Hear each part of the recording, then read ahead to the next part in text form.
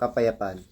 Magandang araw po sa inyong lahat mga kapatid sa pananampalataya sa buong Pilipinas at sa buong mundo. Naririto na naman po kami, ang Kingdom of Heaven, the Holy Nations of God, para sa isa namang pagayag ng aming pong pastor, ang tunay na sugo ng Diyos sa ating kapanahunan ngayon na pinagkaloob ng ating Panginoong Diyos na ayon sa kanyang kalooban, nakakandili sa atin ang ating mga kaalaman at tunawa tungkol sa mga bagay-bagay at nangyayari sa ating kapanahunan ngayon, mga hiwaga, talinghaga at misteryo ng ating banal na kasulatan. Lahat po yan ay sasaysay ng ating pong pastor. Ang may pakinig ay makinig sa sinasabi ng tunay na sugo ng Diyos sa ating kapanahunan ngayon. Narito po si Pastor Leonides.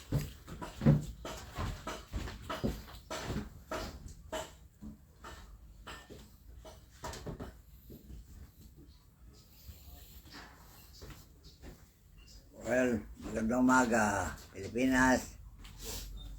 Dahil talagang papatingin ko kayo na magandang umaga ngayon. Dahil meron akong narinig na naghanap ng patotoo sa kanyang sinasabi o mensahe na kaloob ng Diyos. Kagaya ni Lady Min, inuukol niya ito, salita niya ito o mensahe niya sa lahat na namumuno ng uri ng organisasyon dito sa ibabaw ng lupa. So, hindi niya maunawan, pero natarok ko ang kanyang kaisipan ng talino niya na taglay ay kagaya ng talino ni Haring Solomon nung panahon niya. Dahil mga talino na yan na binigay ng Diyos kay Haring Solomon ay malilipat sa taong handa at tapat. Kaya ngayon, nakuha ni Lady Min ang karunungan, kaya hindi siya nagsasalita sa Ebanghelyo. Lahat ng sinalita niya ay hango sa Ebanghelyo. Dahil yung Ebanghelyo na binuksan niya, Kawikaan, chapter 15, alam kong ginagawa na niya noon pa. At pinatutuloy lang ng Espiritu na nakabiblia yung kanyang mga mensahe. Okay? O Kawikaan, chapter 15, verse 1, gusto niyang mayroong magpatotoo dahil ang patotoo ng dalawa ay siyang totoo. Yan ang sabi ng Biblia. Ang patotoo ng dalawa ay siya totoo. Isa o dalawa. Basahin mo, Kapitulo 15:1. Pamagat, iba't ibang kawikaan, pinagparis-paris ang matuwid at masama. Okay. Ang kawikaan, kung alaman natin ang kahulugan, kaugalian. Kawikaan, kaugalian. Kasi basahin, ang isang kaugalian na tinutukoy niya. Ang malubay na sagot ay nakapapawi ng puot. Talaga. Dahil pag mabagsik ang tanong ng isang nagtatanong, huwag mong sasagutin ng mabagsik din para walang away o gulo. So, ibig sabihin, yung tinatanungan, magpakumbaba lang. Huwag mataray. Dahil mataray yung nagtatanong at mataray din yung sumasagot. Ano mangyari sa usapin? Mag-aaway. Di ba gulo? Yan ang ibig sabihin yan. At nangyayari sa ating kapanahunan at noong pang unang panahon hanggang ngayon. Dahil sabi ng Diyos, wala pang nagbago. Kaya mga ugali ng mga taong mainitin ng ulo, barumbado pag magtatanong at sagutin mo na kabarbaduhan, mauwi kayo sa gulo. Yan po sinabi rito. Ngunit ang mabigat na salita ay humihila ng galit. O see? Ibig sabihin, yung nagagalit na nagtatanong, talagang nanghahamon ng away. Ay kung patuloy mo yun, at sagutin mo ron ng pabalag-balag, Away talaga. away talaga.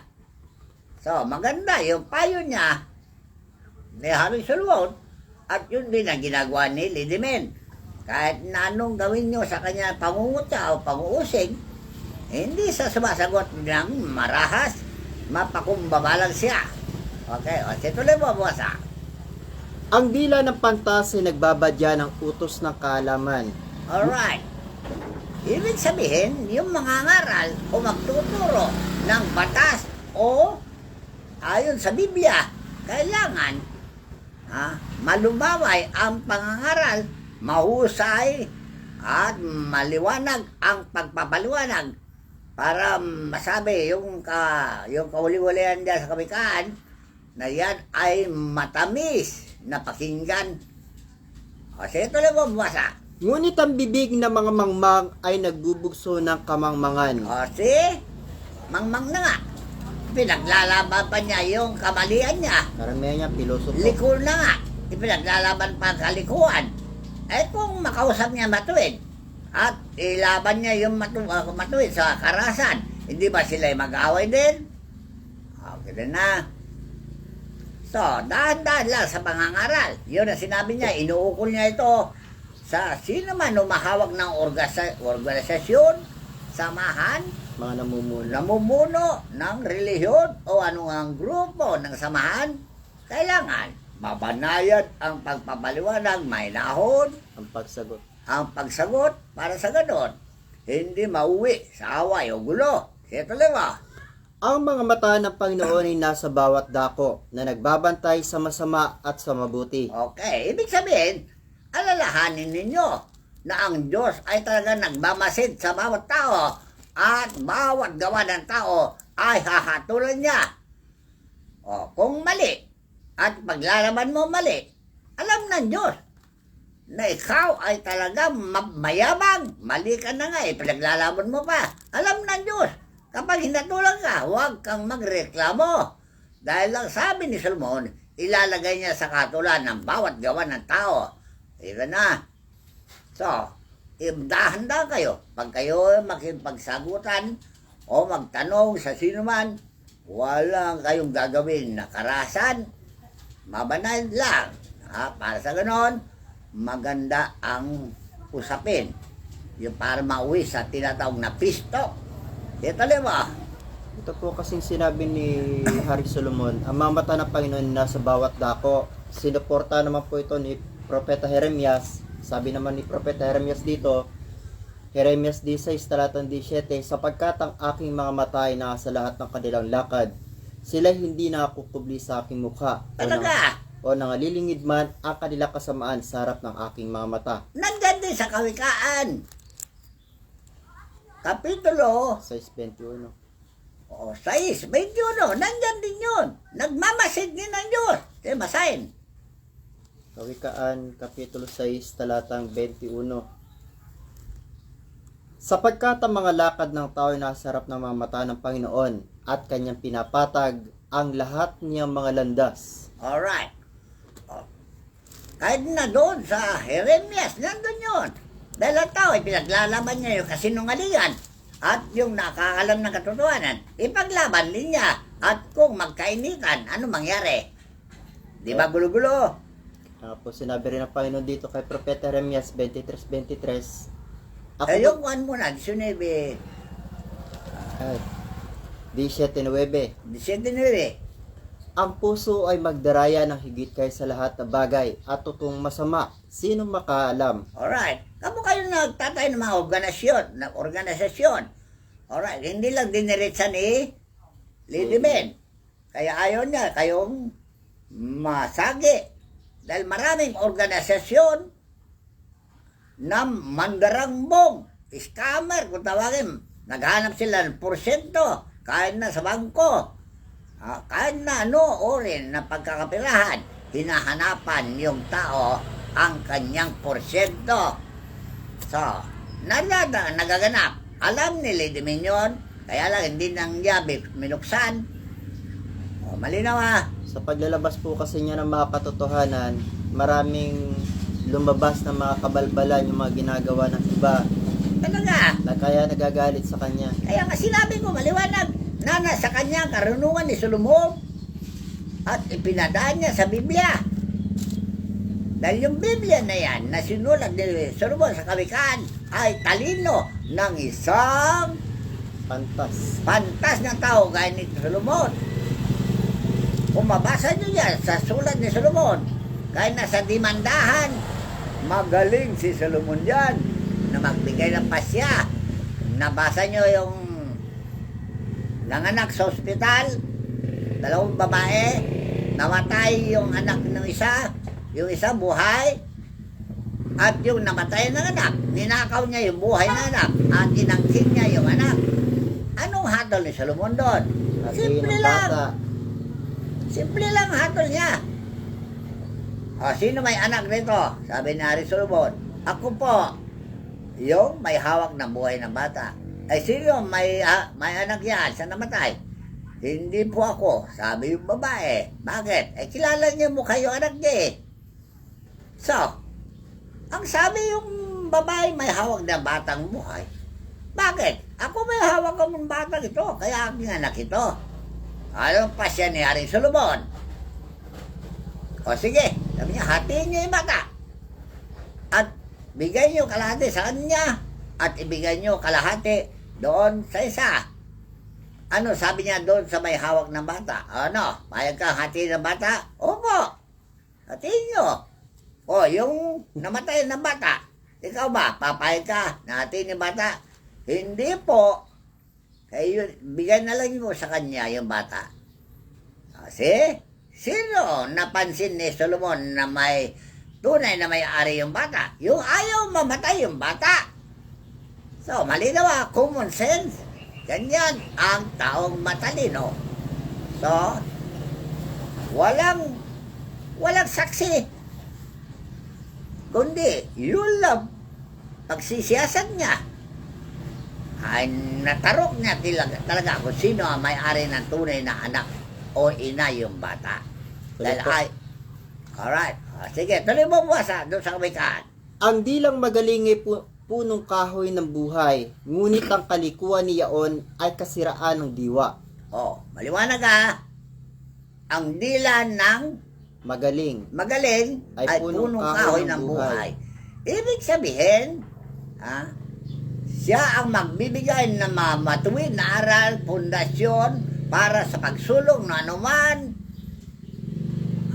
para sumulong ng sino man. Dahil gagamitin ang matuwid na panalita, matuwid na pasya. Lahat ng mga pasya matuwid ay pakinabang. Ano yung kasunod? Ang dila ng... Ang dilang magaling ay punong kahoy ng buhay, ngunit ang kalikuan niyaon ay kasiraan ng diwa. O, see? Maliwanag. Pag naliko ang panalita, yung dila. Kasiraan ng marami. Kapahamakan ng marami at kaguluhan din ang ibubunga sa marami kung liko ang kanyang ituturo at pasya sa anuman na kanyang hawakan ng organisasyon, mag-reliyon. Nandyan, binanggit kanina, na tila may matuwid sa isang tao, pero ang dulo yun ay dulo ng kamatayan. Alright. Yan ay nanggagaling sa dila. Dahil ang dila, pag nagturo ng kasinungalingan, kamatayan ng lahat. Ano man, organisasyon mo, ano man hawak mo na foundation, kung ang dila mo sinungaling, kamatayan ang umaasa dyan. Tanda nyo Alright, kasi tuloy mo basa. Hinahamak ng mangmang ang saway ng kanyang ama, ngunit siyang nagpapakundangan ng saway ay gumagawang may kabaitan. Kasi, ang ibig sabihin, ang nakikinig sa salita ng ama o Diyos ay gagawang matuwid. Ibig sabihin, kung ikaw ay nakagawa ng masama at sinaway ka ng iyong ama, tanggapin mo na yung saway niya ay ikabubuti mo kung gawin mo. Dahil kung sinaway ka at ulitin mo pa rin, ikaw ay talagang matigas na ulo at ang karanasan mo ay kapahamakan. Yan ang ibig sabihin. Situloy mo. Sa bahay ng matuwid ay maraming kayamanan, ngunit sa mga pakinabang ng masama ay kabagabagan. Alright. Sa bahay na matuwid ay maraming kayamanan. Ngunit sa mga pakinabang ng masama ay kabagabagan. Talaga. Dahil babagabagin ka kung ikaw ay magnanakaw at yumaman ka. Maraming magsubok sa inyong buhay. Maraming uusig sa iyo at makukonsensya ka at mababagabag ka. Lalo kung matuklasan ka na ikaw ay yumaman sa pagnanakaw. Yun na ang ikababalisa ng isang taong magnanakaw at yumaman. Pero kung yumaman ka sa pakinabang na mahusay, wala kang katatakutan at wala kang alalahanin. Wala ba? Kaya nababagabag ngayon yung mga magnanakaw sa gobyerno o anumang organisasyon dahil uusigin sila ng kanilang konsensya. O, hahabulin daw sila lahat ni Miranda. Alright. Kagaya na sinasabi ni Miranda, kakalabuso kayo lahat. Kasi mababagabag ka. Dahil baka darating yung araw na yun na totohanin ni Miranda. Ano mangyari nga sa inyo? Kulong kayo lahat. Yan ang tinutukoy yon. Okay, intindi na kayo. Sige tuloy. Ang mga labi ng pantas ay nagsasabog ng kaalaman, ngunit ang puso ng mangmang ay hindi gayon. O see? Ibig sabihin, ang matalino ay Aral. pag mangaral ang matalino, lalo siyang tatalino. Pero ang mangmang pag nangaral sa matalino, sira na ang kanyang plano. Marami pong matututo kapag maraming may nangaral Talaga? na talino. Kung ang matalino ay maturuan ng katalinoan, lalo siyang sasagana ng katalinuhan. Yayaman siya lalo. Alright, yan ang ibig sabihin yun. Kasi tuloy mo pa buwasa. Ang hay ng masama ay kasuklam-suklam sa Panginoon, ngunit ang dalangin ng matuwid ay kanyang kaluguran. O, see? Nandyan sa Biblia yun. Hindi bawat Panginoon ay papasok sa karyan langit, sabi ni Jesus. Kundi yung gumaganap ng kalooban ng Ama niyang nasa langit. So, ang panalangin nyo, pag kayo ay manalangin, kailangan matuwid at ginagawa nyo ang inyong hilingin. Dahil kung humihiling kayo at taliwas, doon sa kalooban ninyo sa paghiling mo, kayo sabi ko, Diyos ko po, sana hindi ako makita yun na nakawan ko bamayang gabi. Ayan. Ganun din po, sinabi ni San Pedro, Sige, basahin. Pedro 3:12. Sapagkat ang mga mata ng Panginoon ay nasa mga matuwid at ang kanyang mga pakinig ay nasa kanilang mga daing. Ngunit ang mukha ng Panginoon ay laban sa mga nagsisigawan ng masama. Ayan, ang tinutukoy sa hain o dasal. Hindi pakikinggan ng Diyos ang dasal ng taong hindi matuwid. Kaya, binalaan kayo ni Pedro. Kung gusto nyo mabuhay pa matagal at mapayapang pamumuhay, pigilin nyo ang inyong mga dila. Kaya yan, kawikaan. Dila ang tinutukoy ni Haring Solomon. Kaya mga dila nyo, pigilin ninyo ang pagsisinungaling at pagkakatha ng kasinungalingan. Dahil nandun din sa pungutos, hindi ba? Huwag kang magkakalat ng kasinungalingan na ikaw ay magiging saksing sinungaling. Huwag kang magnanakaw. Unang-una, huwag kang magnanakaw. O yan doon, yan ang tinutukoy, yung kawikaan na pinababasa ni Lidibin, na mensahe sa kanya ng banal na espiritu.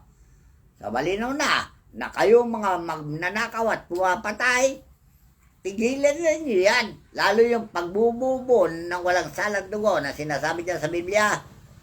Ano yun? Yung abortion, pagpapalaglag ng buntis, itigil nyo yan. Dahil yan ay bawal na bawal yan. Okay. Okay, basahin natin para diretso ha. Kawikaan 6:16. Yan ang tinutukoy ng Kawikaan, Kapitulo 15. May 6 na bagay na pinagtatanim ng Panginoon. Oo, 7 na mga kasuklam-suklam sa Kanya. Mga palalong mata, sinungaling na dila, at mga kamay na nagbububo ng walang salang dugo. Puso na kumakatha ng mga masamang akala. Mga paa na matulin sa pagtakbo sa kasamaan.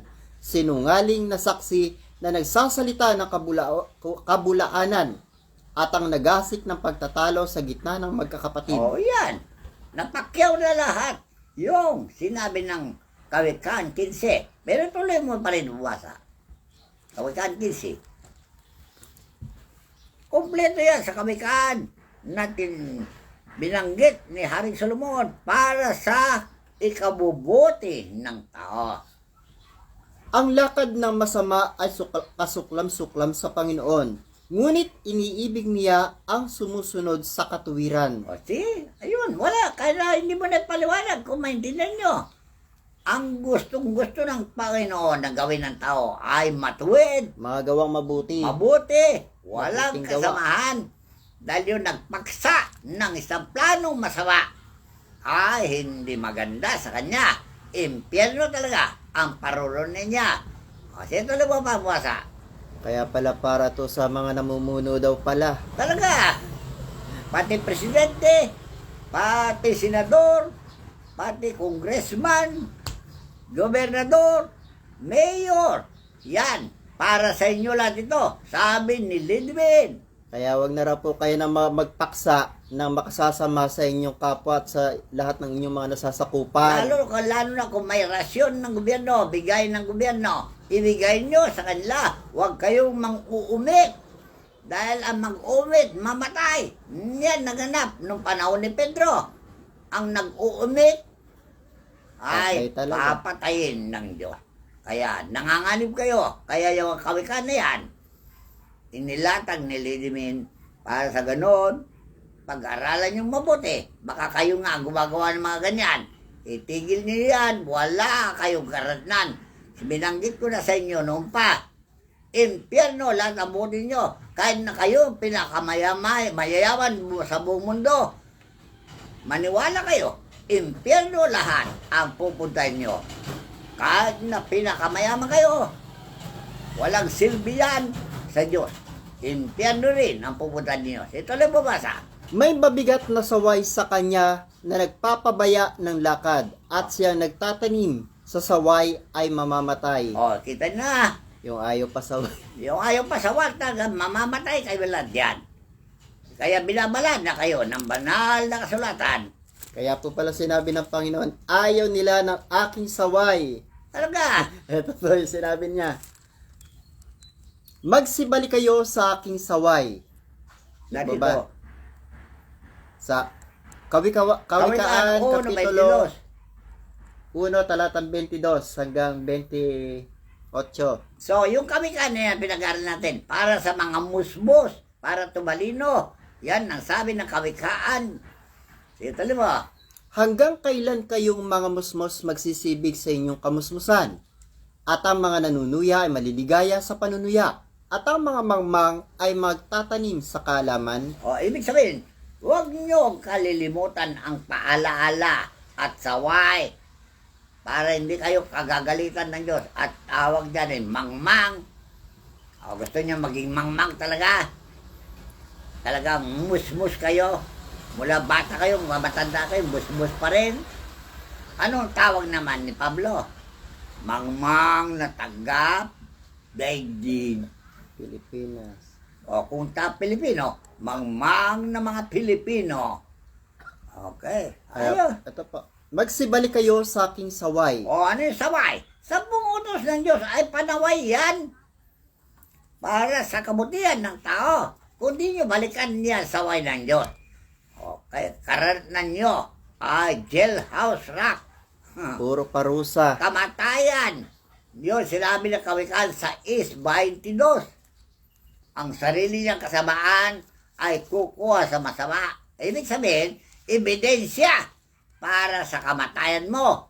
Dahil ang gawa mo ay ebidensya para sa hatol sa iyo. Yan ang kukunin na ebidensya laban sa iyo ang gawa mo. Basahin na po natin. Sige, basahin Kawikaan, mo. Kapitulo 5, talatang 22. Ang sarili niyang mga kasamaan ay kukuha sa masama at siya'y matatalian ng mga panali ng kanyang kasalanan. Siya'y mamamatay sa kakulangan ng turo at sa kadahilanan ng kanyang pagkaulol ay maliligaw siya. O, see? Yan ang mangyayari sa mga mangmang. Okay, doon naman sa kawikaan. Iba isang kawikaan dyan eh. 26 natin yun. Huwag kayo makialam sa mga usapin, hindi sa inyo. Dahil para lang kayong sumasakal ng tuta pag hinawakan nyo ang kaso na hindi sa inyo at guguloy nyo ang kaso, hindi maayos. Ito po, sa Kawikaan, Kapitulo 26, talatang 17. Sige. Ang nagdaraan at nakikialam sa pag-aaway na hindi ukol sa kanya ay gaya ng humahawak ng aso sa mga tainga. So, ilagay nyo sa hustisya, ilagay nyo sa gobyerno para ang gobyerno ay ayusin niya ang gulo-gulo. Dahil yan ang talagang plinano ng Diyos nung panahon pa ni Moises. So kayo naman abogado, huwag kayong papanig-panig dahil kayo nasulan, papanigan nyo ang liko. Alright. Masama yan. Yan ang sinasabi ng Haring David. Kawikaan ay Haring David. Awit 82. Diyos. Awit, Kapitulo 82, talatang 2. Hanggang kailan magsisihatol kayo ng kalikuan? Kita na. So, ang hatol niyo matuwid lang para walang gulo, walang away-away, walang ipapanigan, wala kayong kinikiligan, at huwag kayong tatanggap ng suhol. Sabi Walang kumakumare, walang kumpakumpare. walang kumpakumpare, sabi ni Rap, walang kumakabare. Pantay-pantay ang hatol, okay? Dahil ang Diyos ay humahatol talaga. Sa gitna ng mga Diyos. Hindi ba tayo mga Diyos? Pero naghalo. Anak ng Diyos at anak ni Satanas naghalo. Dahil yung iba, akala nila anak ng Diyos, pero gumagawa sila ng masama. Ang sabi ni Jesus, anak kayo ng Diablo. So, para hindi kayo matawag na anak ng Diablo, tumino-tino kayo para kayo tunay na maging anak ng Diyos. Maliwanag ba? Ito lang yung kawikaan. Siyol at kapahamakan ay nasa harap ng Panginoon. Gaanong higpit pa nga ang mga puso ng mga anak ng mga tao? Ano yung siyol at kapahamakan? Impyerno at panganib ang hinaharap ng lahat ng tao na gumagawa ng masama sa kanyang kapwa, lalo-lalo na sa paningin ng Diyos. Walang makakaligtas sa paningin ng Diyos. Tandaan nyo, lalagay lahat sa katulad at kamatayan ang abutin ng karangihan. Maliwanag ba? Ito rin mo, kawikaan.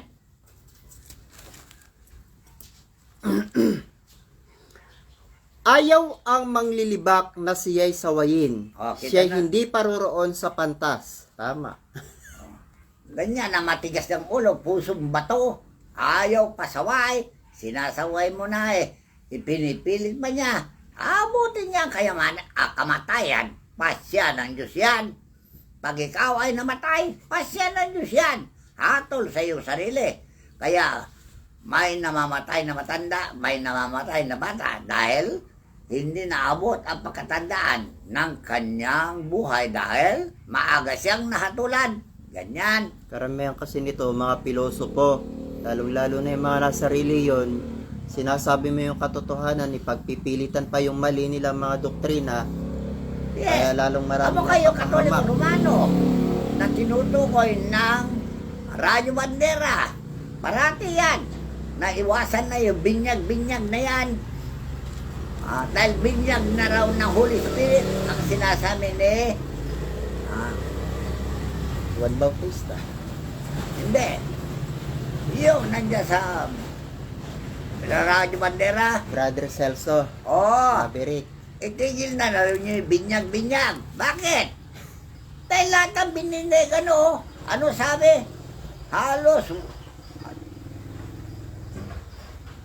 total ng populasyon nakuha ng Roman Empire. Tingnan nyo yung total ng populasyon. Banal ba sila? Nabago sila? Kaya useless yung binyag sa tubig na yan. Dahil sabi ni Jesus, sabi ni Juan, inurong na niya at ituloy na ni Jesus ang pagbinyag sa Espiritu. Hindi pa din wala. Talagang pasaway kayo talaga. Ilang beses na, inulit-ulit. Ng Radyo Bandera, ang relihiyon na binyagan, kasal-kasal na yan, walang silbi ang kaperasong papel yan. Lalo kung hindi mo mapigilan ang iyong emosyon sa babae, walang kwenta yung kasal-kasal na yan. Gastos lang. At walang kabuluhan lahat yan. Sa paghiwalay naman, grabe namang laki ng bayad na hiningi ng Talaga? mga abogado. 100,000. Kaya nga sinasabi ko sa inyo, huwag niyong gawin negosyo ang krimen. Dahil ang gobyerno, ginagawa niyang negosyo ang krimen. May kita kasi eh. May bayad eh. Kamu kayo magtatayo ng relihiyon. Napakaraming relihiyon. 150,000 lata. 1,500 na ang relihiyon sa Pilipinas. Bawat sect permit 8,000 o 10,000 na lang. Di na ba napakalami? Yearly yun ang pagbabago ng tinatawag na permit. So, negosyo talaga, relihiyon. Pinagkakapiran. At wala ka naman masaway sa relihiyon. Dahil ang tao, basta gawin niya gusto niya, karagdagan ng problema. Basta raw kumikitang kabuhayan. Ang gobyerno naman, kahit na anong gulo, sige lang, magkagulo kayo, magkakapera ako. Ganyan ang modus ng mga iba't ibang relihiyon. Basta tuloy-tuloy ang kumikitang kabuhayan. Alright, so, ito lumoy yung kamikaan. Ang masayang puso ay nagpapasaya sa mukha, ngunit sa kapanglawan ng puso ay nababagbag ang diwa. Ibig sabihin, yung taong nalulungkot, aliwin mo, payuhan mo, lalo-lalo yung naghanda ng magbigti o magpapakamatay. Paano mo aliwin yan?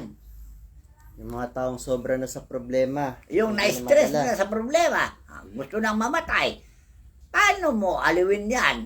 Para sa ganun, mapagkalooban siya ng panibagong pag-asa. Ang sabi nyo, mag-move on. O paano makapag-move on?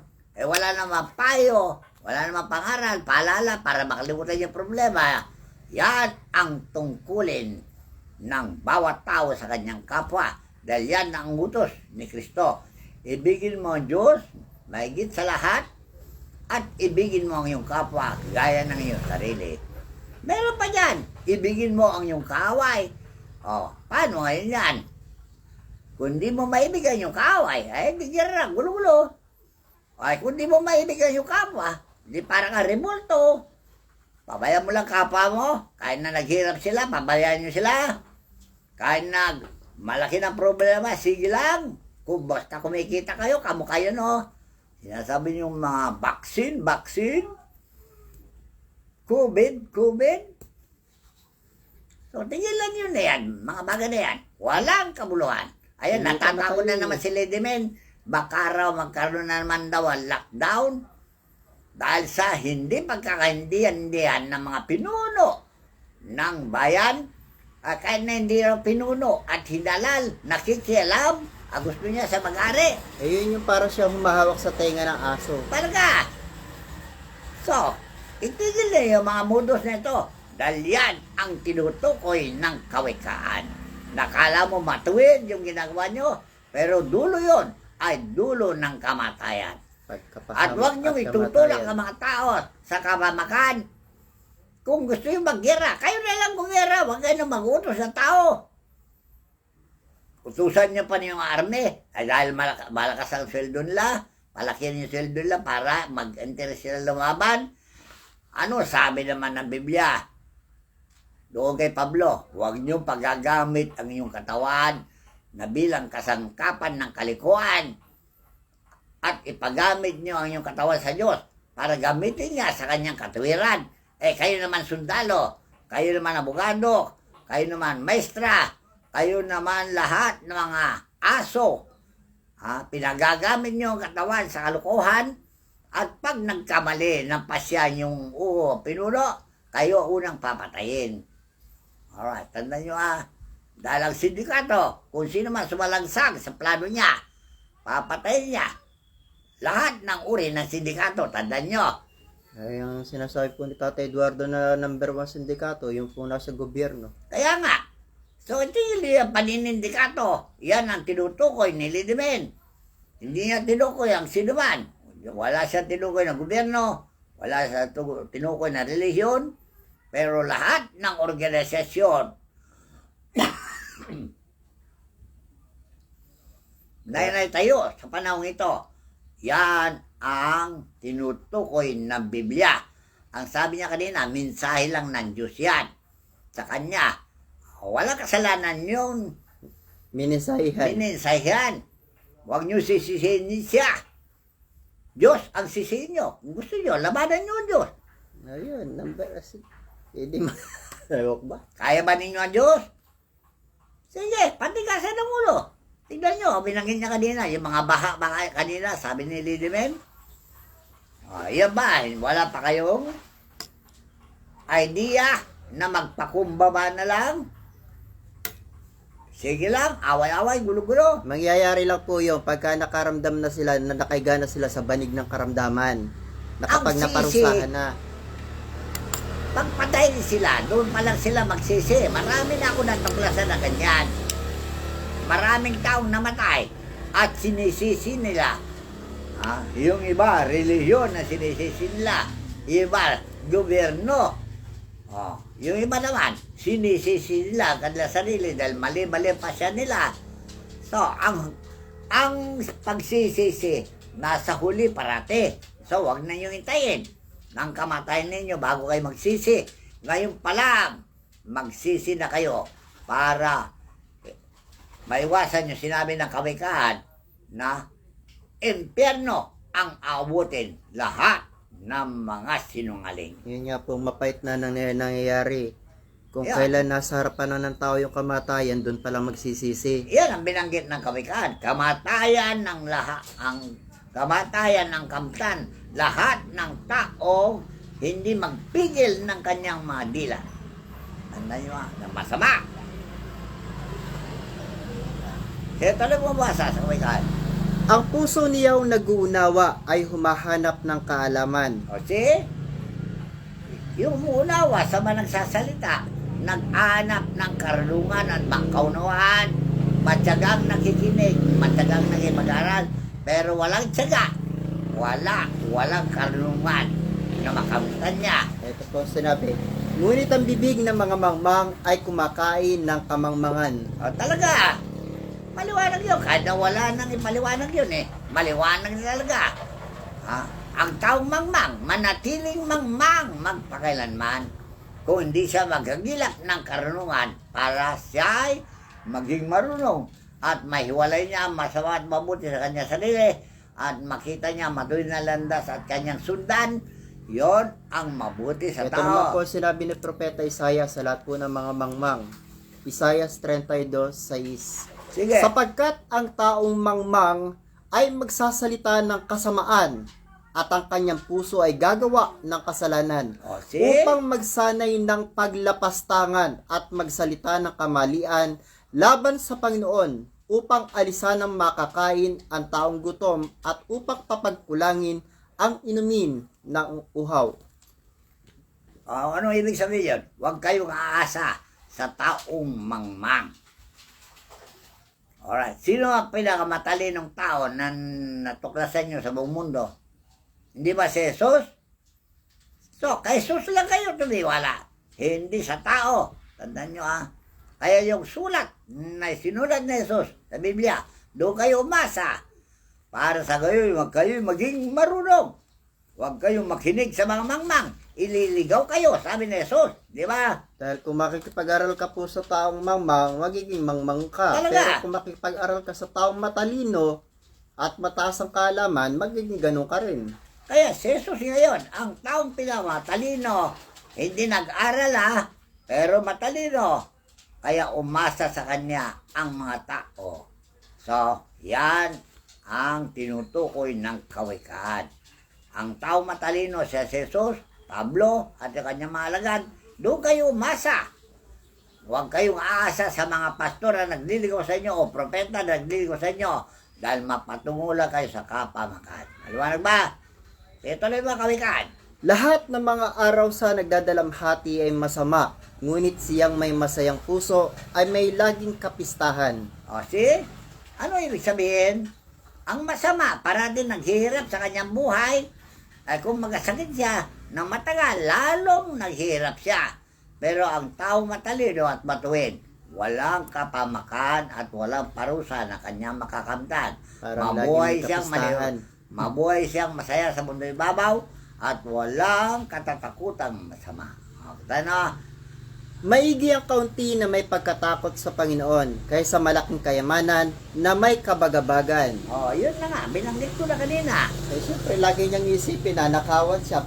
Kapag ikaw ay mayaman, marami kang nababagabag dahil baka mamaya darating yung akyat bahay gang. Kikidnapin ang Mamaya. pamilya niya. Kikidnapin ang pamilya mo. Kidnap o ransom. O baka aabangan ka sa daan. Ganun pa rin, kidnap pa rin. So, yan ang kabagabagan sa taong mayaman at masama ang pinanggalingan ng kanyang kayamanan. Maigi, sabi niya, ang kaunti. Kaysa yung mayaman ka at mababagabag ka. May, eto po, sa 17. Sige. Maigi ang pagkain gulay na may pag-ibig kaysa matabang baka at may pagtataniman. O, yan. Ha? Kahit ang gulay-gulay, kayo ninyo. Kung piyesta, kaysa yung makipamista kayo at maraming pagkain. Pagkatapos, gulo ang abutin nyo doon. Sakit. Yan ang sinatukoy yung katagang yan. Mayaman nga kayo, malalaki handa ninyo. Namatay naman kayo lahat. Dahil, may dumating yung masama at inggit sa inyo. Hinagisan kayo ng granada, patay kayo lahat doon. Yan ang ibig sabihin yan.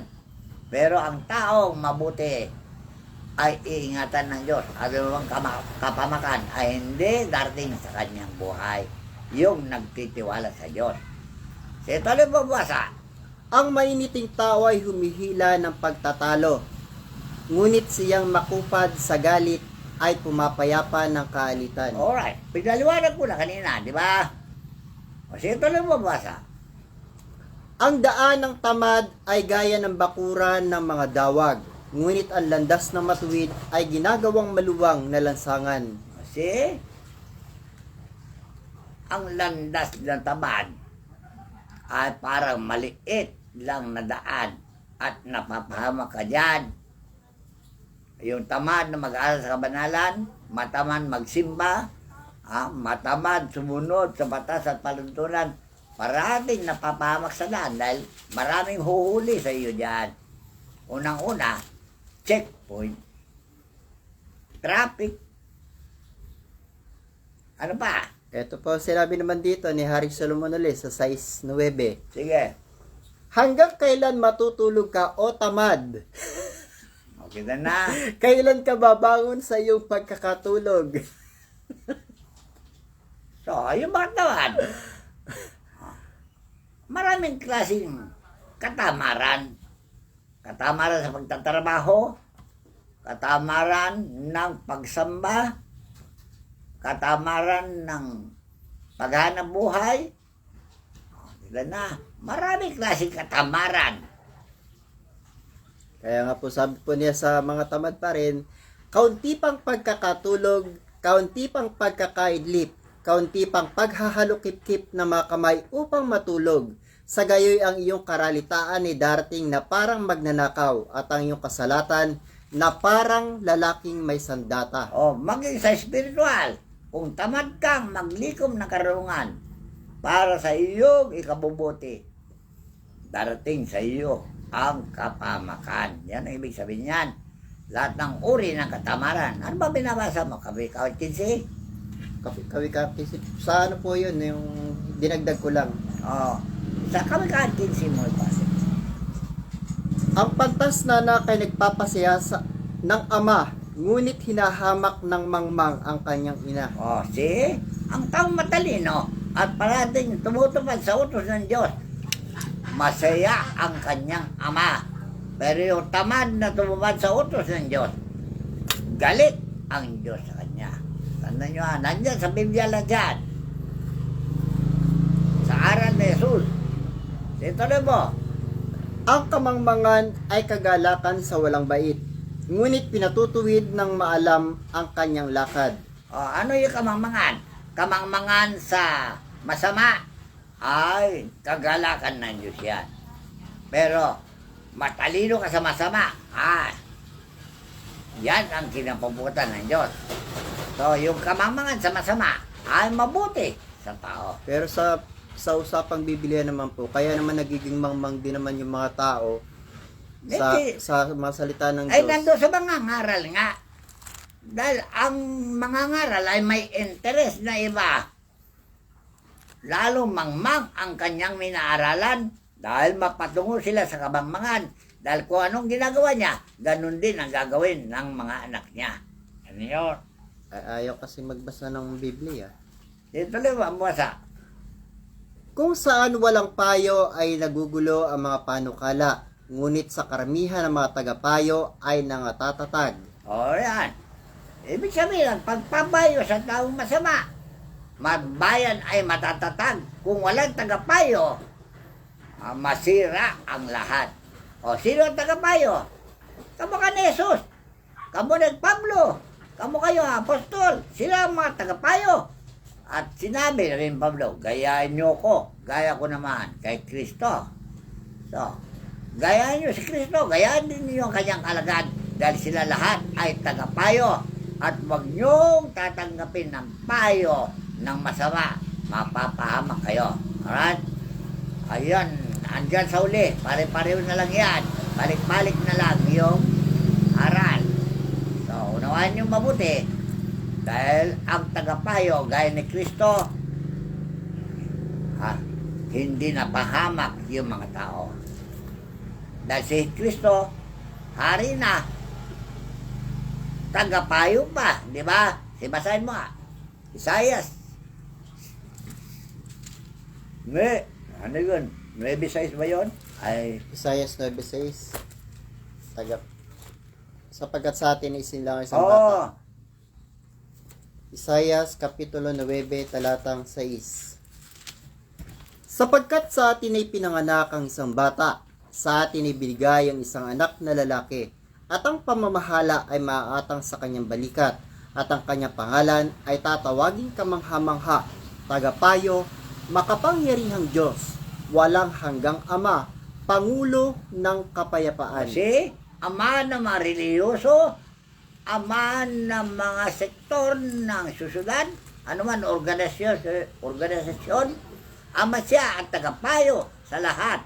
At nandyan ang pinayo niya sa bagong tipan, hinango niya sa lumang tipan, at lahat yan ay matuwid kung tatanggapin ng tao.